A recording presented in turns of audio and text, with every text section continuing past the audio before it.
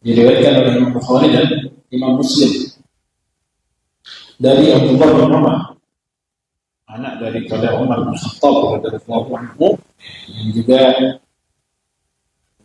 menjadi salah seorang perawi yang banyak meriwayatkan hadis Nabi sallallahu alaihi wasallam.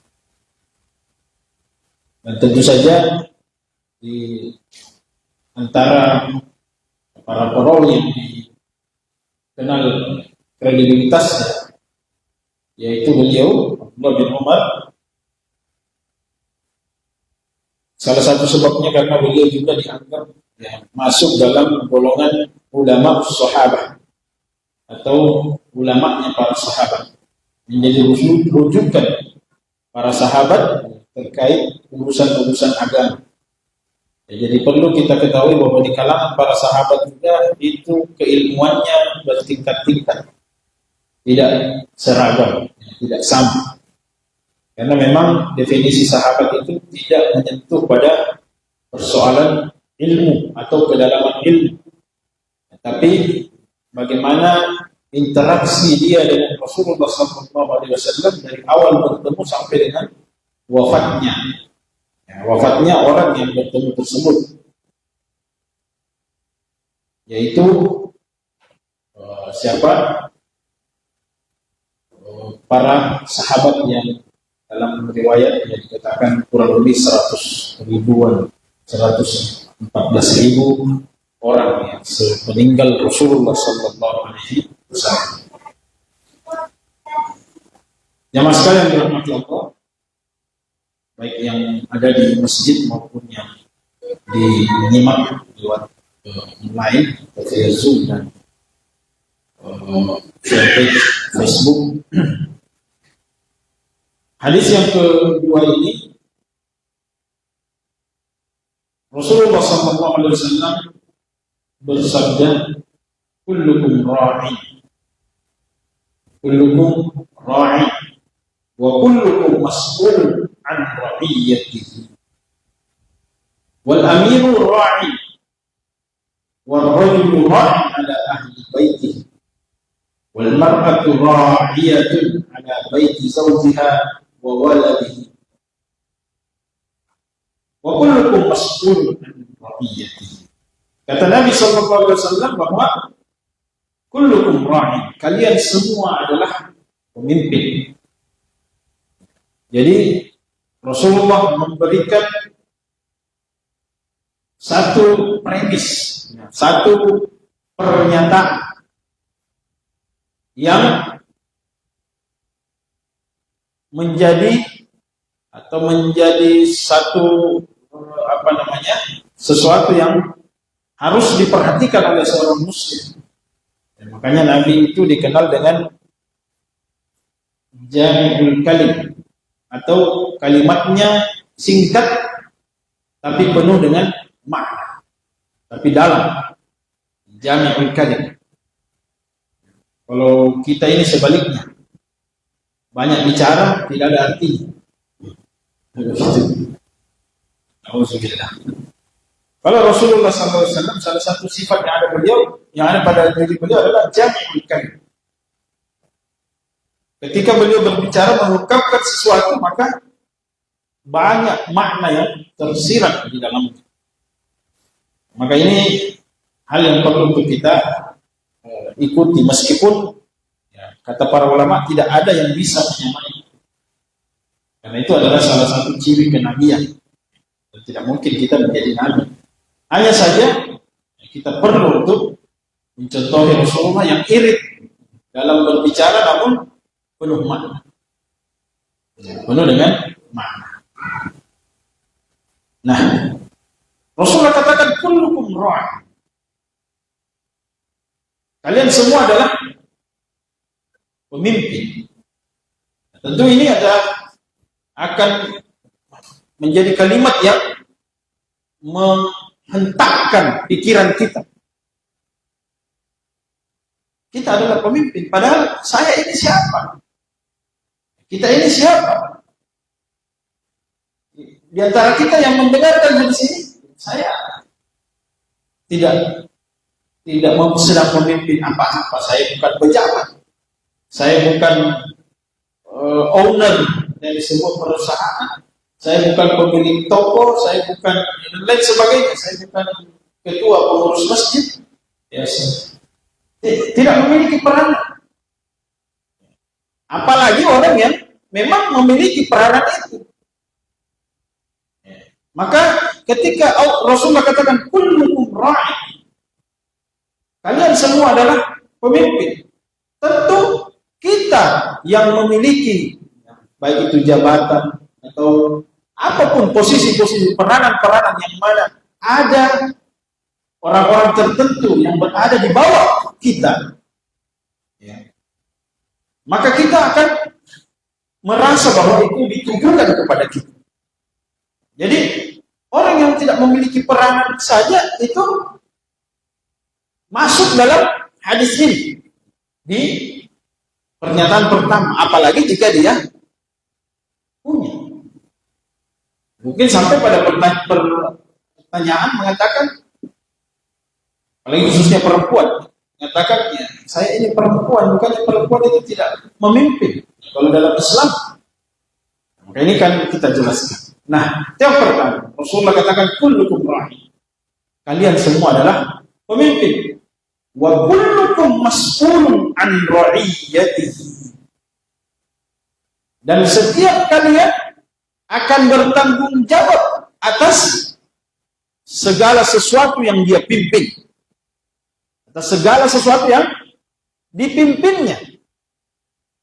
Semua yang kita pimpin itu, ya, semua yang kita urus itu, kita akan ditanyakan oleh Allah Subhanahu wa taala. Kita akan bertanggung jawab atas kepemimpinan kita. Mas'ul, bertanggung jawab atau ditanya an ra'iyatihi, tentang apa-apa yang kita pimpin. Maka ini menjadi kalimat kedua Rasulullah SAW dalam menjelaskan kullukum ra'i. Dalam menjelaskan kalimat pertama tadi, bahwa setiap kalian adalah pemimpin, konsekuensi dari sebuah kepemimpinan adalah pertanggungjawaban. Mempertanggungjawabkan apa yang kita urus, apa yang kita pimpin. Ini kalimat kedua. Jadi ini sebagai struktur bagaimana kita mempelajari uslub Rasulullah SAW atau metodologi dalam penyampaian. Nah, ada pernyataan, ya, yang akan, ya, menghentakkan, kemudian ada penjelasan, ya, dari konsekuensi pernyataan itu. Kalian adalah pemimpin, dan pemimpin itu akan ditanya, akan bertanggung jawab atas apa-apa yang dipimpinnya. Lalu kemudian Rasulullah memperjelas hal ini dengan contoh. Dengan contoh-contoh, dengan permisalan-permisalan. Dan Rasulullah katakan, wal amiru ra'in. Al-amir atau pemimpin sebuah negeri itu sudah pasti adalah ra'in. Yaitu pemimpin. Sudah pasti dia skalanya akan memimpin satu daerah, suatu negara, ya, suatu apalagi namanya wilayah, sampai kepada mulai dari tingkat yang paling tinggi sampai kepada tingkat yang paling bawah. Kullukum ra'i.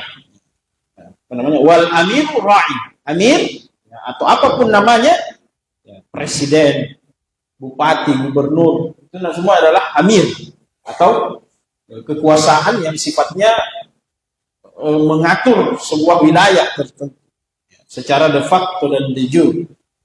Wal amiru ra'i. Dan pemimpin itu adalah dan pemimpin-pemimpin, kepala-kepala daerah, kepala-kepala negara, kepala-kepala suatu wilayah adalah pemimpin. Apa maksudnya ketika Rasulullah katakan itu? Kembali kepada konsekuensi yang disebutkan tadi. Ya. Apa konsekuensi tadi? Wa kullukum mas'ulun an ra'iyatihi.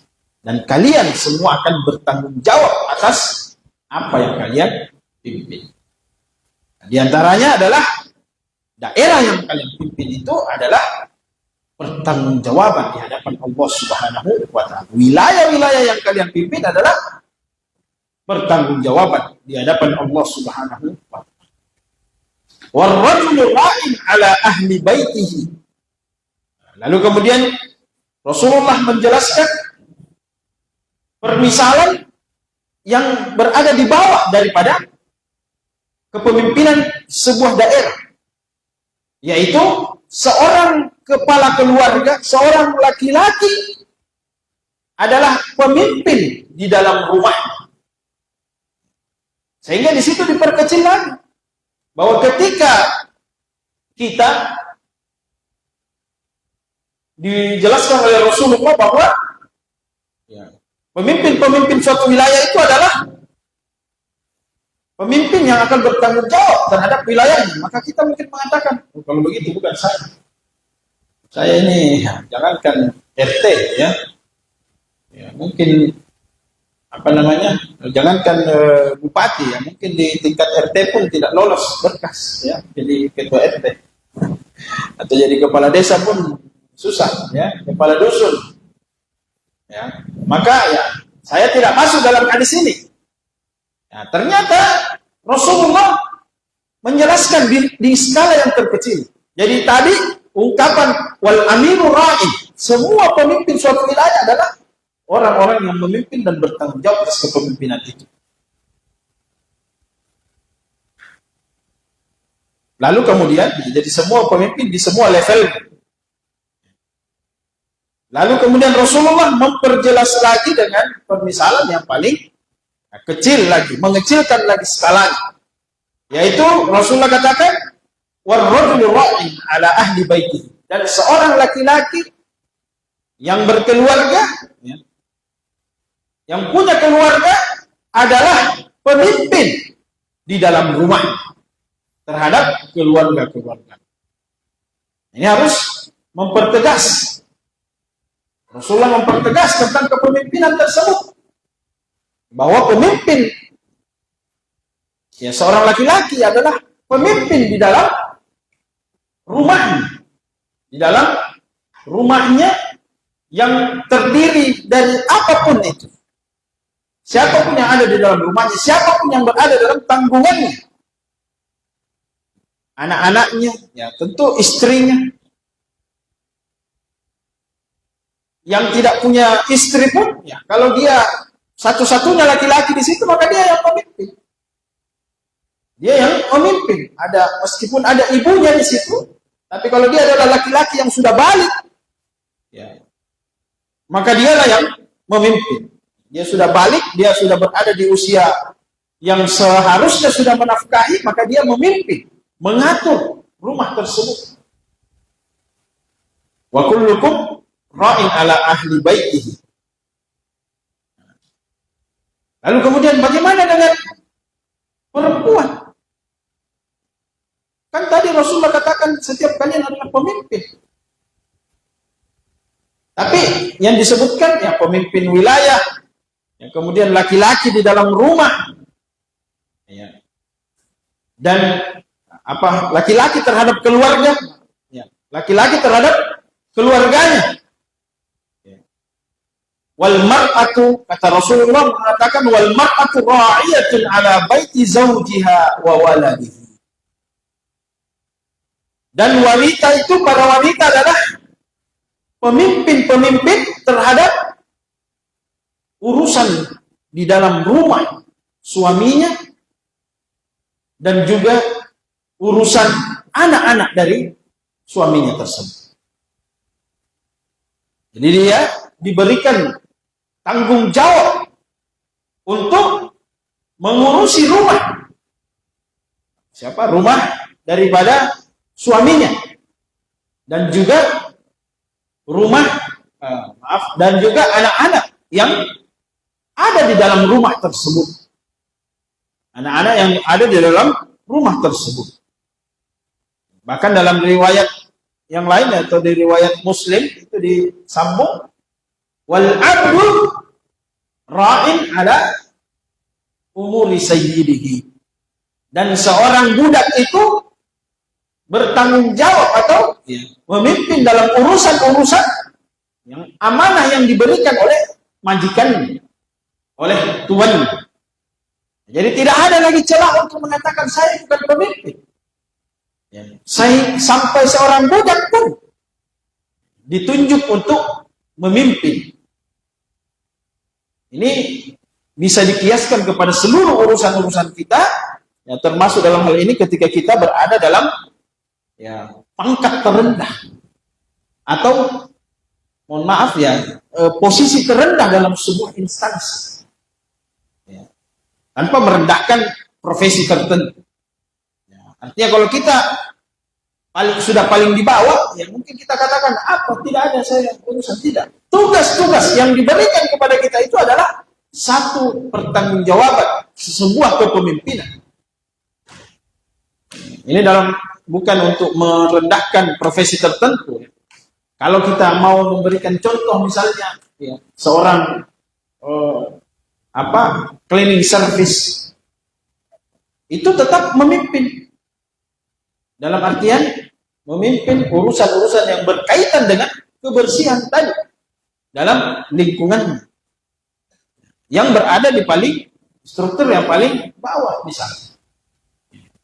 Meskipun bukan berarti itu suatu kerendahan, tapi ini dalam rangka mencontohkan suatu profesi supaya tidak ada yang merasa bahwa saya tidak bertanggung jawab, saya tidak akan dimintai pertanggungjawaban.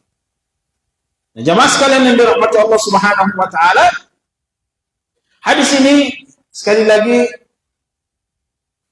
menjadikan kita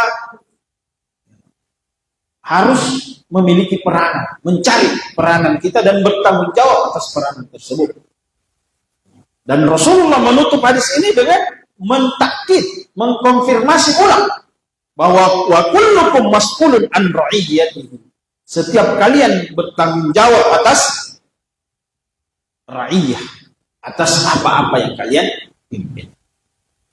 Nah, kalau kita persempit, ya tentu meskipun ini masuk di berbagai pembahasan, ya, di antaranya pembahasan politik, ya, kekuasaan, bahwa seorang pemimpin itu akan dimintai pertanggungjawaban atas setiap apa yang menjadi urusan yang diurusnya. Itulah mengapa dalam semua level kepemimpinan, baik itu yang sifatnya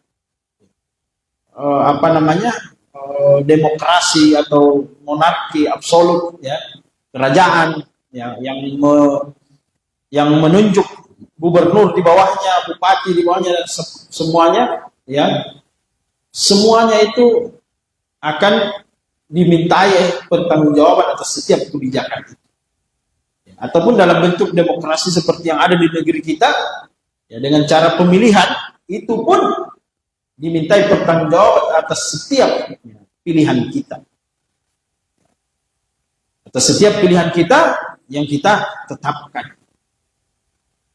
Wa kullukum mas'ulun an ra'iyyatihi. Nah, dalam skop yang terkecil atau dalam hal ini adalah keluarga, Rasulullah SAW mempertegas itu, bahwa seorang suami adalah pemimpin dalam rumah. Dia adalah rajanya, istilahnya. Dan itu dipertegas, ya, dalam Al-Quran, ya, itu sudah disebutkan, ar-rijalu qawwamuna 'alan nisa, bahwa pemimpin itu, laki-laki itulah qawwam, yang meluruskan apa? Yang meluruskan aturan-aturan terhadap keluarganya. Qawwam 'alan nisa bima faddalallah, karena Allah memberikan keutamaan kepada laki-laki. Ini satu sunnatullah untuk menjaga stabilitas kehidupan manusia, maka Allah Subhanahu wa taala menunjuk kelompok tertentu, golongan tertentu untuk memimpin, dan ini dalam segala hal. Dalam segala hal akan selalu ada bima faddalallah. Selalu ada kelompok tertentu, kelompok usia, kelompok gender, kelompok sampai kepada urusan siapa yang ditunjuk menjadi nabi. Kenapa harus orang Arab? Bima fadlallah, Allah memberikan keutamaan kepada suku-suku tertentu. Ya. Meskipun demikian muaranya adalah inna akramakum indallahi atqakum. Semua itu hanya peranan dunia saja. Ya. Agar dunia ini berjalan dengan stabil. Maka tidak mesti harus ada kecemburuan dalam persoalan-persoalan seperti itu. Ya. Karena kecemburuan ini akan melahirkan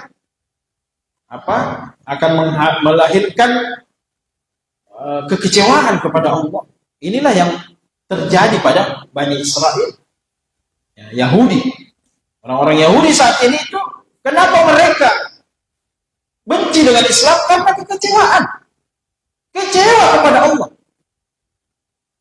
Kenapa kecewa kepada Allah? Karena bukan suku mereka yang ditunjuk sebagai nabi terakhir.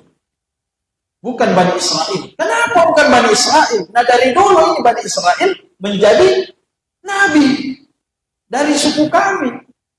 Mulai dari Nabi Yakub. Ya, Yakub, nama beliau itu sebenarnya Israel. Jadi Israel itu jangan terlalu sering dihina-hina. Karena itu namanya Nabi Yakub. Ya. Yahudi. Ya. Bani Israel artinya keturunan Nabi Yakub. Bilang saja agama Yahudi, ya, Yahudi. Meskipun mereka menamakan itu dengan nama mereka yaitu Israel, ya. Israel itu nama Nabi Yakub, bahasa Ibrani. Nah, kembali ke tadi, akibat kekecewaan kepada Allah karena cemburu terhadap suku tertentu, lahirlah penyimpangan. Penyimpangan itu yaitu tidak percaya lagi kepada Allah. Turun Rasulullah SAW, mereka tidak mau. Padahal lama ditunggu ini Rasulullah.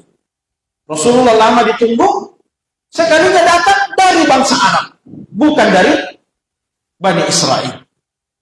Kecewa berat, akhirnya tidak mau beriman kepada Rasul.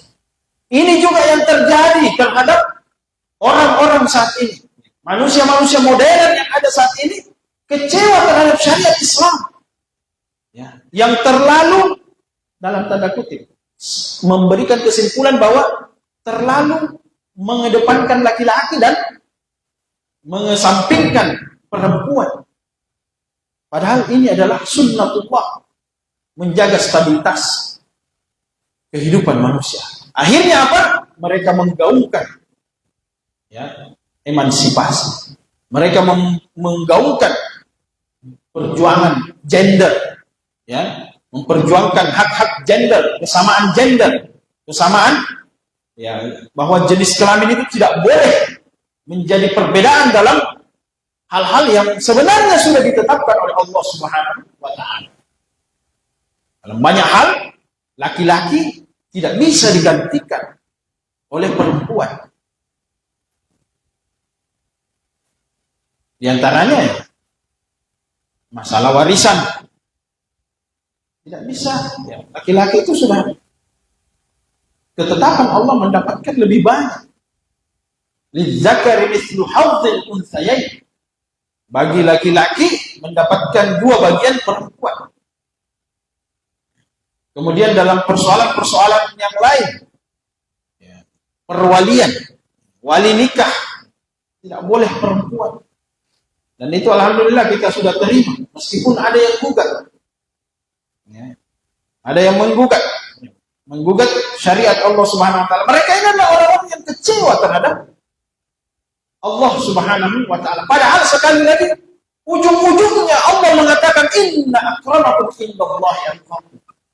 Di antara kalian yang paling mulia di sisi Allah itu bukan persoalan laki-laki atau perempuan, bukan persoalan Arab atau Arab, bukan persoalan siapa, tapi yang paling bertakwa kepada kalian terhadap Allah Subhanahu wa Ta'ala, yang paling bertakwa di antara kalian.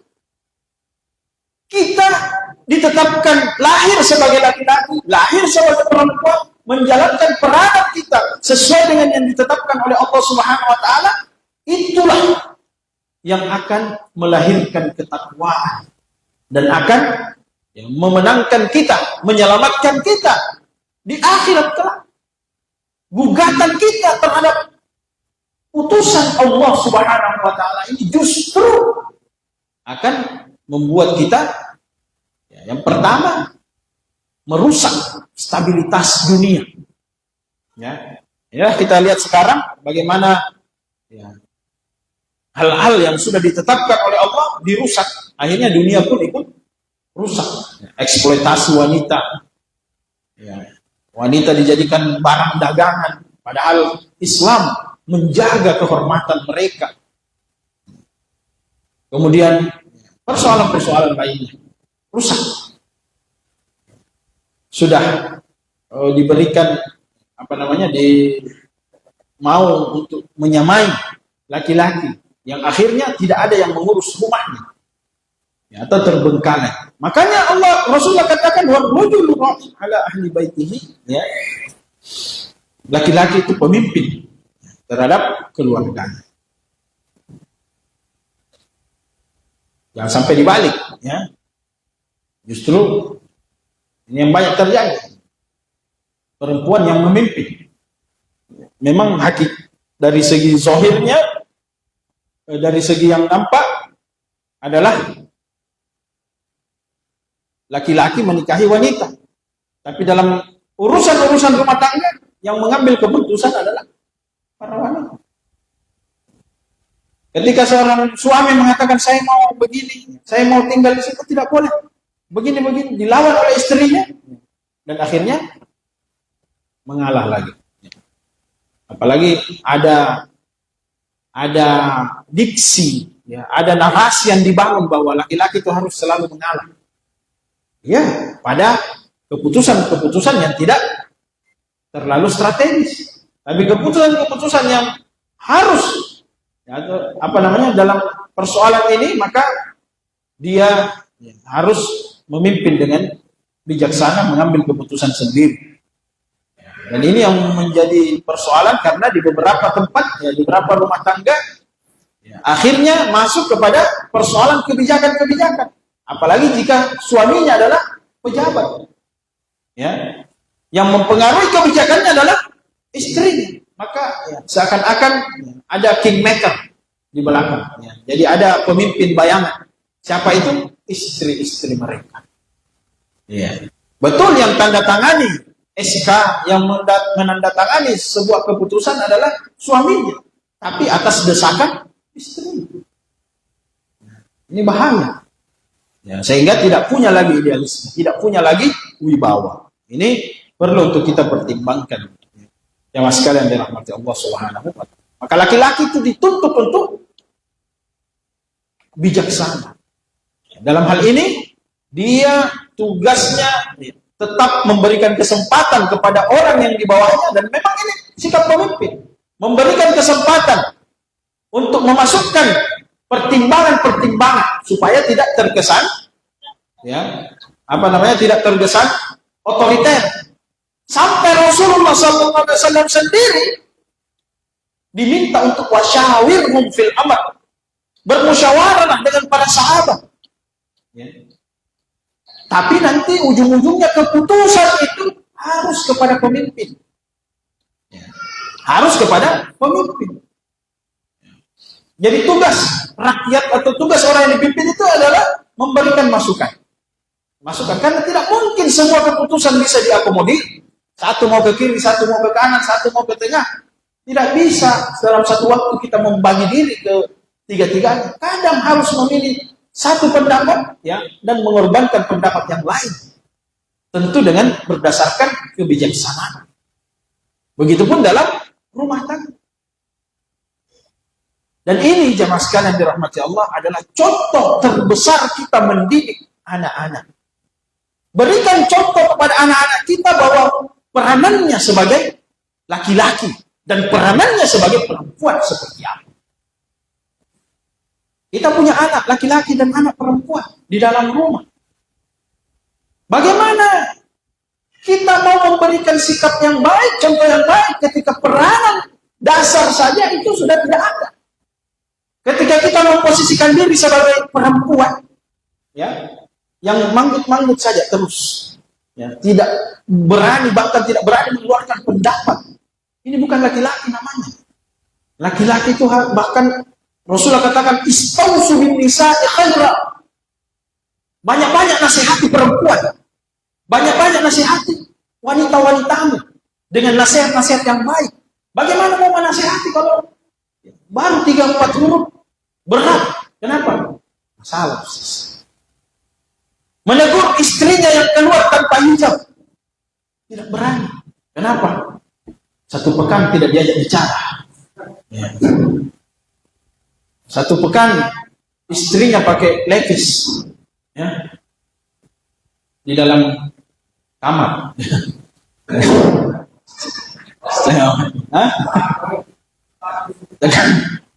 Ya kan seperti ini adalah orang-orang yang tersandung. Tidak bisa. Itulah yang dilihat oleh anak-anak bahwa oh seperti ini menjadi bapak itu ya manggut-manggut saja. Maka jangan menyesal ketika Anda punya menantu nanti, ya, seperti itu. Ya. Kenapa banyak laki-laki yang tidak bisa berkhidmat kepada orang tuanya?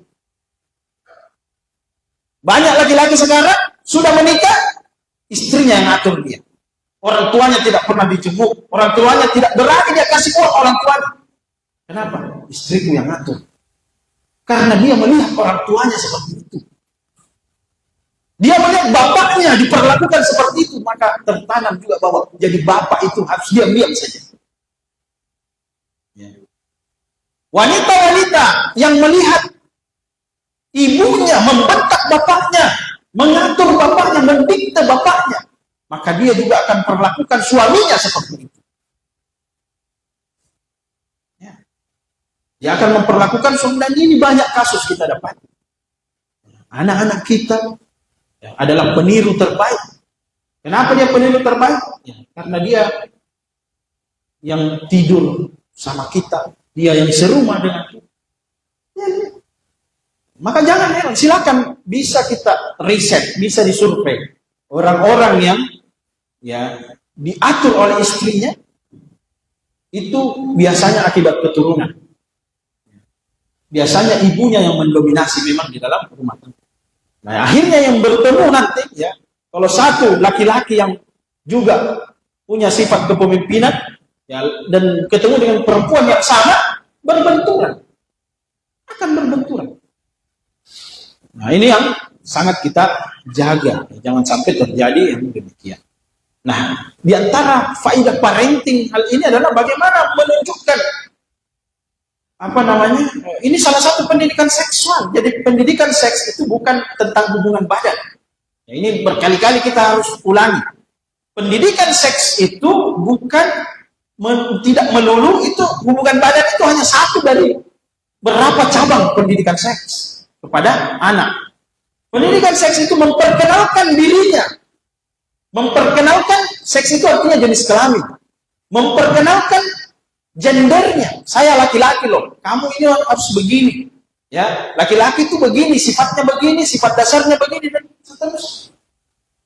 Dan kadang-kadang ucapan itu tidak terlalu didengarkan. Yang paling terasa itu, yang paling berefek adalah perbuatan orang tuanya kepada pasangannya. Perbuatan ibunya kepada bapaknya, perbuatan bapak kepada ibu.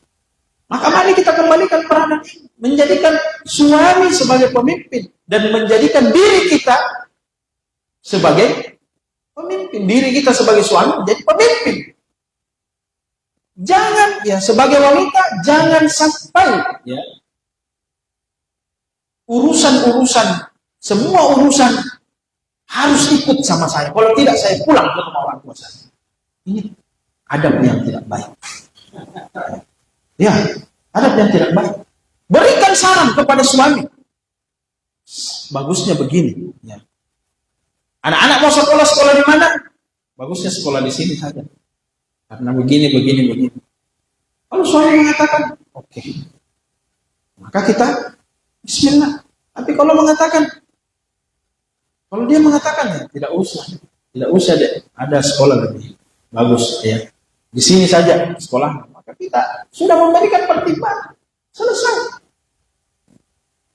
Kalau kita ngotot menjadi pemimpin juga, maka rumah tangga itu hanya dua kondisinya. Ya. Cepat roboh atau menjadi rumah tangga yang penuh dengan penyakit. Iya. Makanya banyak rumah tangga ini sering kami ulang bahwa banyak rumah tangga itu dia katakan, jadi rumah tangga yang baik itu bukan yang bertahan lama, bukan. Karena banyak rumah tangga memang bertahan lama, tapi tadi berpenyakit. Berpenyakit maksudnya bagaimana? Itu yang kita sebutkan. Anak-anaknya akan mencontoh orang tuanya. Kalau ini penyakit ini dipertahankan, dia akan menular secara dari generasi ke generasi. Menular. Kita katakan saya berhasil, sudah 30 tahun saya berumah tangga. Iya, tapi Anda menjadi ratu. Laki-lakinya menjadi ratu. Bagus kalau menjadi ratu, tapi menjadi pengawal ratu. Ya. Menjadi ajudan ratu. Ini tidak bisa. Itu akan menjadi contoh. Ini yang kita katakan penyakit. Makanya, mohon maaf, ini bukan sebagai syarat. Tapi dalam Islam ada syariat talak. Kalau sudah tidak bisa lagi menjalankan visi misi syariat, ya, maka ada pintu talak. Bahkan ada satu surah namanya at-talak. Kalau di agama lain tidak ada, harus dijalani itu sampai mati. Ya, jadi perpisahan, makanya pengadilan untuk pengadilan agama lain untuk perpisahan itu pengadilan negeri, bukan pengadilan agama. Karena tidak ada syariat talaknya mereka. Ya. Nah, itu salah satu hikmahnya. Tapi ini tentu bukan sebagai saran. Yang ada adalah kita saling memperbaiki diri. Berikan posisinya kepada orang yang berposisi. Masalah peranan pendapat tidak diambil atau diambil, itu urusan lain. Karena yang bertanggung jawab atas sebuah rumah tangga itu seperti yang dikatakan oleh Rasulullah, wa kullukum mas'ulun an ra'iyatihi. Kalian akan bertanggung jawab atas apa yang kalian pimpin. Sekarang siapa yang memimpin? Siapa yang memimpin? Laki-laki. Artinya siapa yang bertanggung jawab? Laki-laki itu. Maka laki-laki itu sebagai suami, jika dia tidak bisa memimpin dengan baik, dia akan bertanggung jawab di hadapan Allah Subhanahu wa taala. Bukan perempuan. Maka jangan sampai kita menjerumuskan pasangan kita, yaitu suami kita, ya, karena mengambil peranannya. Dan suami juga jangan sampai menyerahkan peranan itu kepada istri, karena itu sudah ketetapan Allah. Sudah ketetapan Allah. Nah, kemudian Rasulullah menjelaskan lagi, wal mar'atu ra'iyatun 'ala baiti zawjiha, dan wanita itu ya, memimpin rumah suaminya, ya, rumah suaminya, dan memimpin anak-anak, ya, baik itu anak dari suaminya atau anak dari pasangan mereka berdua, kalau ada, ya, kalau maksudnya kalau ada dari mungkin duda atau ikut di situ, ya, duda yang punya anak, ya, ikut di situ, maka dia juga memimpin. Oleh karenanya, jamaah sekalian yang dirahmati Allah Subhanahu wa taala, itulah batasan yang Allah berikan kepada kita. Peranan yang Allah berikan kepada kita. Jalankan peranan itu, jangan ambil peranannya orang. Ya. Jangan ambil peranan suami atau suami mengambil peranan istri. Nah, sekarang dia memimpin rumahnya. Maka bertanggung jawab atas apa yang ada di dalam rumah tersebut. Ada persoalan-persoalan yang amanah yang ada dalam rumah tersebut, tidak sembarang memasukkan orang kecuali orang yang diizinkan oleh suami. Bahkan keluarga dekat dekat sekalipun, kalau suami mengatakan jangan kasih masuk si fulan, ya, maka tidak boleh dimasukkan. Ya, harta suami yang dititipkan juga harus menjadi amanah. Begitupun anak-anak menjadi amanah. Maka ini tentu sekali lagi harus menjadi perhatian kita bersama, ya, terkait bagaimana kita memberikan contoh kepemimpinan kepada anak-anak kita. Dan ini juga, ya, atas hal inilah Rasulullah juga memberikan kriteria-kriteria, ya, ketika kita memilih pemimpin tersebut.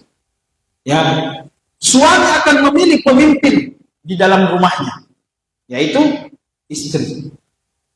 Dan istri akan memilih pemimpin, imam, itu suami. Maka apa yang menjadi kriterianya adalah apa-apa yang sudah ditetapkan oleh Allah dan Rasul. Ya, misalnya Rasulullah katakan kepada para wanita, inja'akum para wali, ya, wali dari para wanita, inja'akum man tardawna dinahu wa khuluquhu, kalau datang orang yang kamu sudah ridhoi agamanya dan akhlaknya, maka terima. Kalau tidak, fatarabbasu. Kalau tidak mau menerima, maka tunggulah musibah yang akan menimpa keluarga tersebut. Kemudian untuk wanita yang dipimpin, yang wanita yang akan memimpin rumah, maka Rasulullah katakan fazfar bizatid din taribat yadah. Pilihlah yang baik agamanya. Ingat, sekali lagi Rasulullah katakan yang baik agamanya. Ya, yang baik agamanya bukan berarti apa? Bukan berarti ilmu agamanya, dalam ilmu agamanya. Tidak. Baik agamanya itu adalah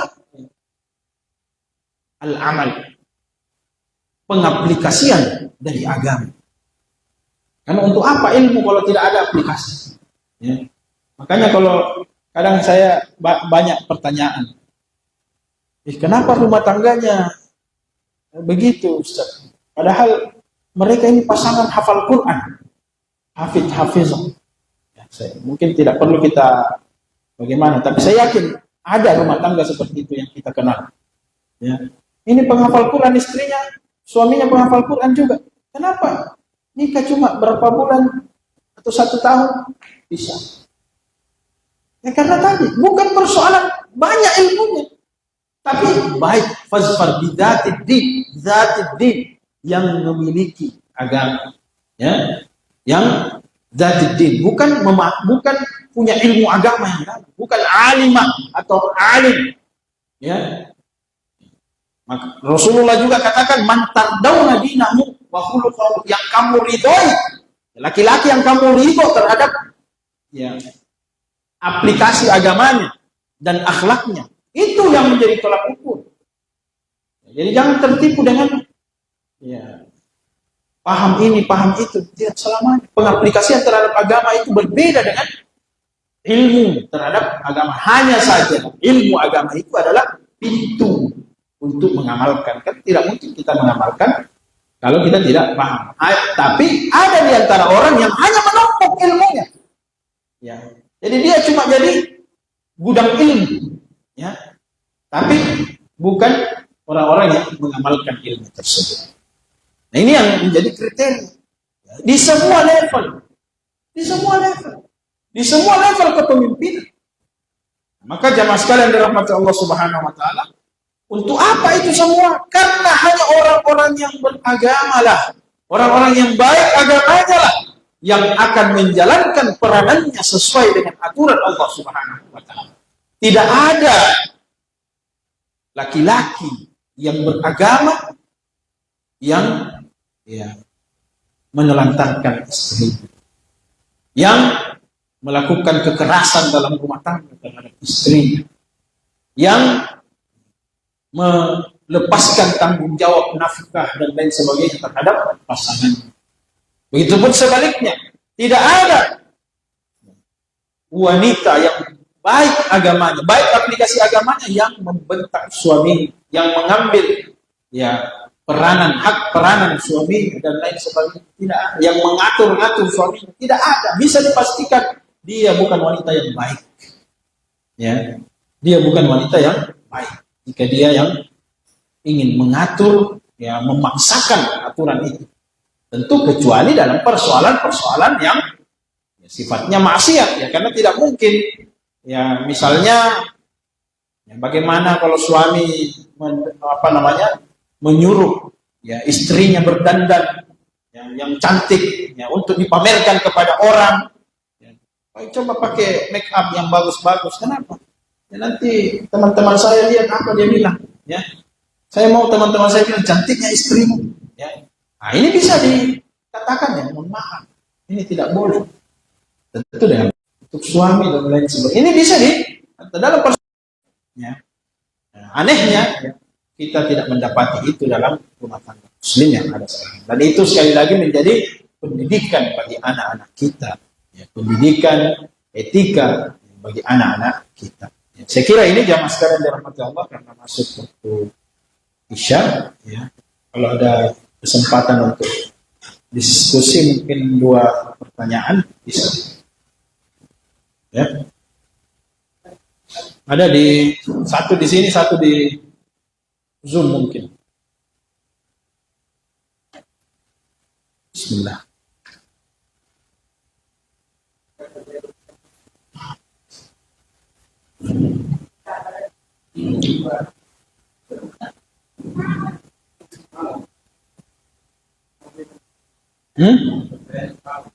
Mau? Jangan memancing sesuatu yang kata Allah Subhanahu wa taala, la tas'al an syai'in in tubda lakum tasu'kum.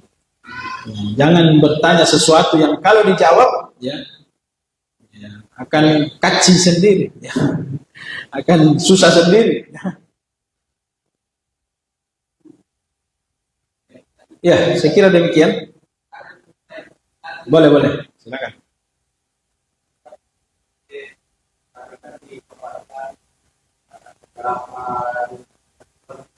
Ya.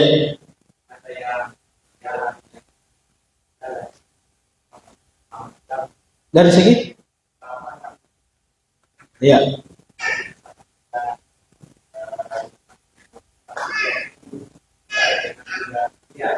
Ya.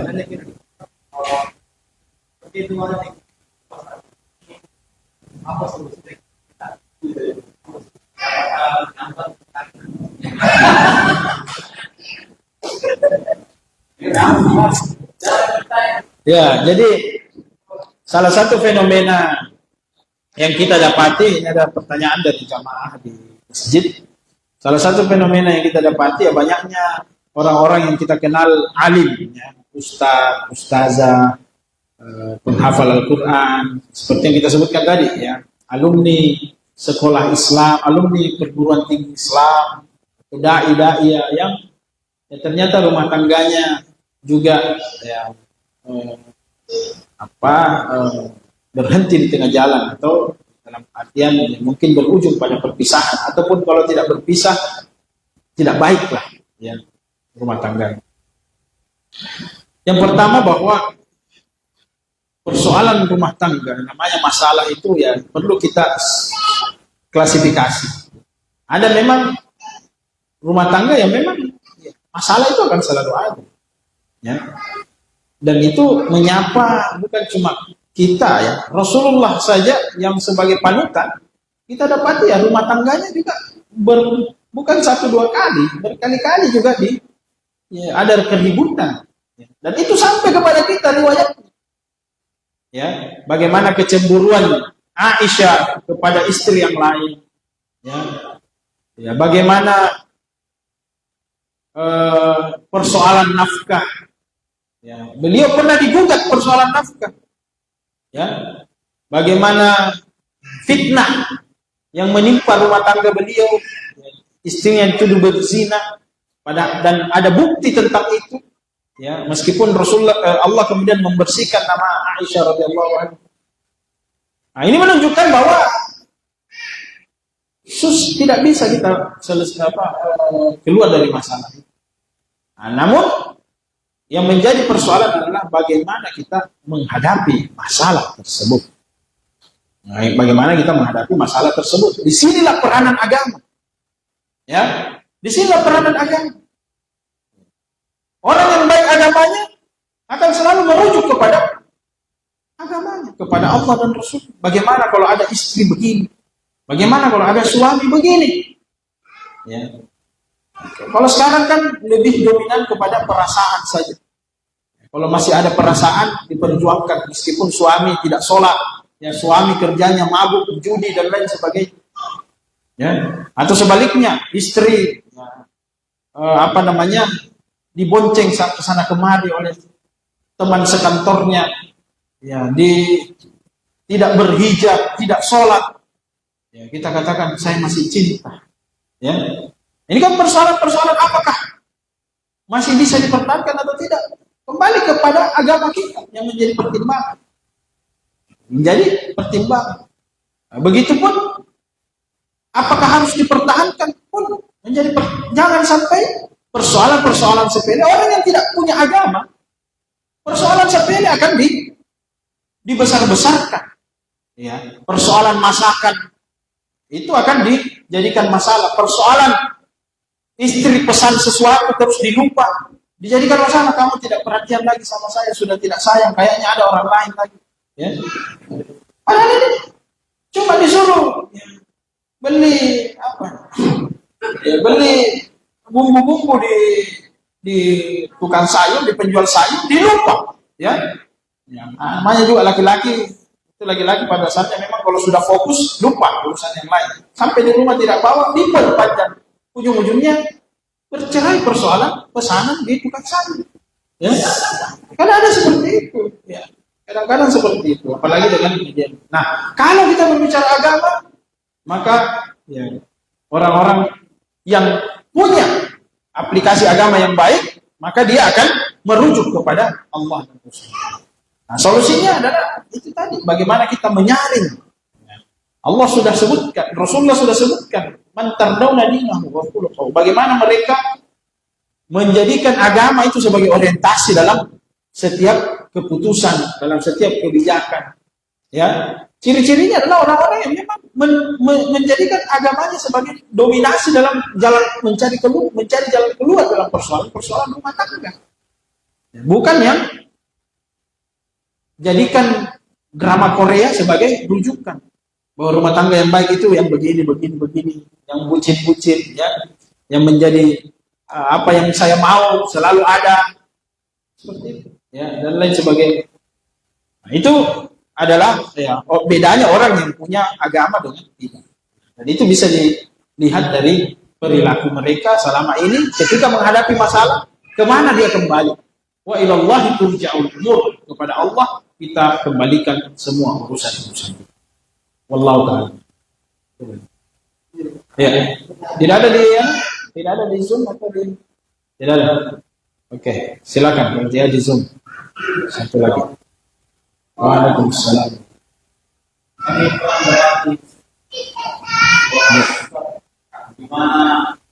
Apa? Silakan mendapat. Ya. Gimana itu? Ini sebuah keluarga. Lagi kepada orang lain kepada anak-anak sebagai anak kelas, padahal kepada keluarga sendiri itu kadang ya jauh beda. Karena bagaimana? Iya.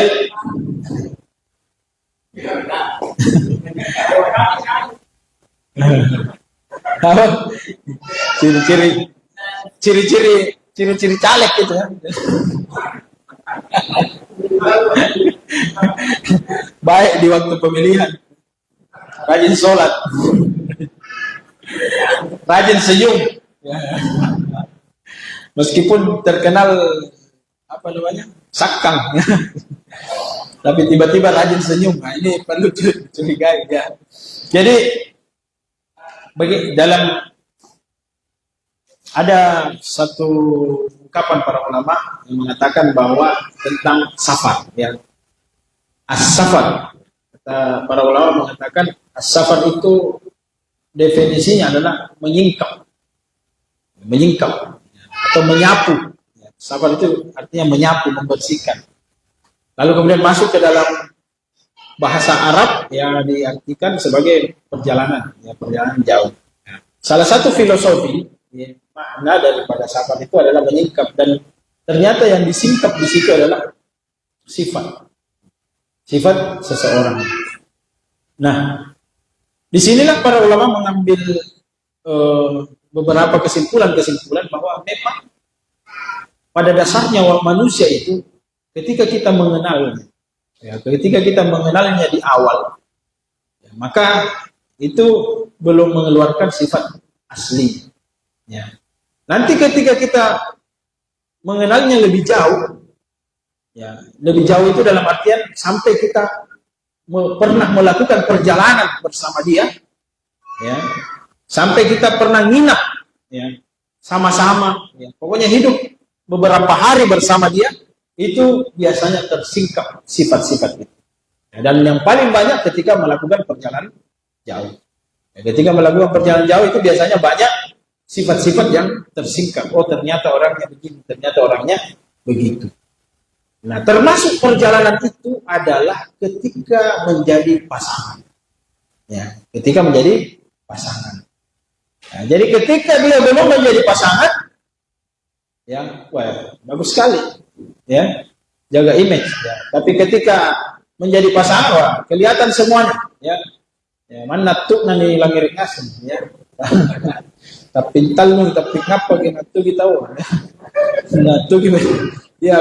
Dia kentut di mana-mana, itu sudah menjadi ternyata memang begitu orangnya, dia mengeluarkan semuanya, termasuk marahnya. Ketika dia marah kelihatan asli, tapi ketika kita baru kenal orang tertentu, dia marah diam saja, tapi ketika dia menjadi pasangan, ternyata marahnya itu kemudian menjadi ketahuan bahwa seperti ini kalau dia marah, keluar kata-kata kebun binatangnya, semua jenis-jenis binatang keluar, nah, atau makhluk-makhluk halus, keluar semua, ada yang kalau dia marah diam-diam saja.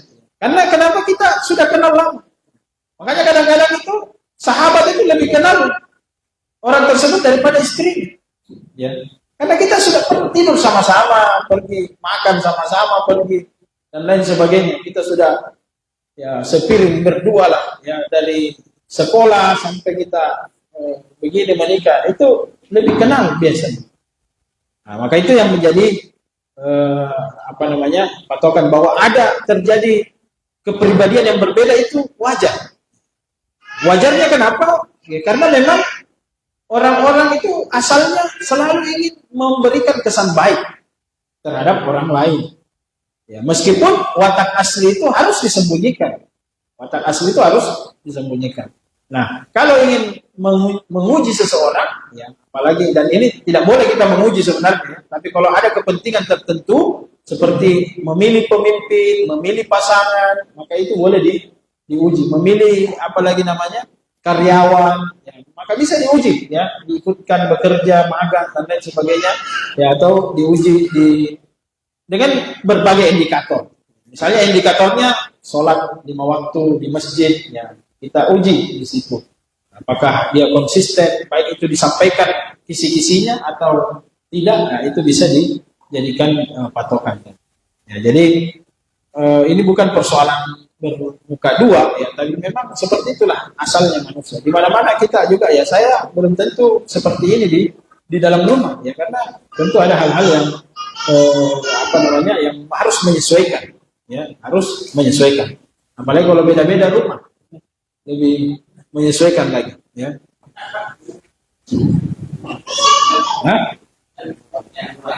Satu lagi,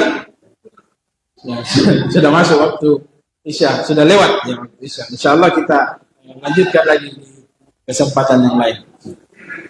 Jazakumullah khairan atas perhatiannya dan kesempatan yang diberikan kepada kami. Mohon maaf jika ada hal-hal yang menyinggung, ada hal-hal yang tidak sesuai dengan apa yang kami sampaikan. Itu semua adalah kekurangan dan kekhilafan kami sebagai manusia. Adapun ada manfaat, maka itu datangnya dari Allah Subhanahu wa taala. Kita memohon ampun kepada Allah Subhanahu wa taala dengan berdoa kafaratul majelis. Subhanakallahumma wa bihamdika nasyhadu an la ilaha illa anta nastaghfiruka wa natubu ilaika. Wassalamu alaikum warahmatullahi wabarakatuh.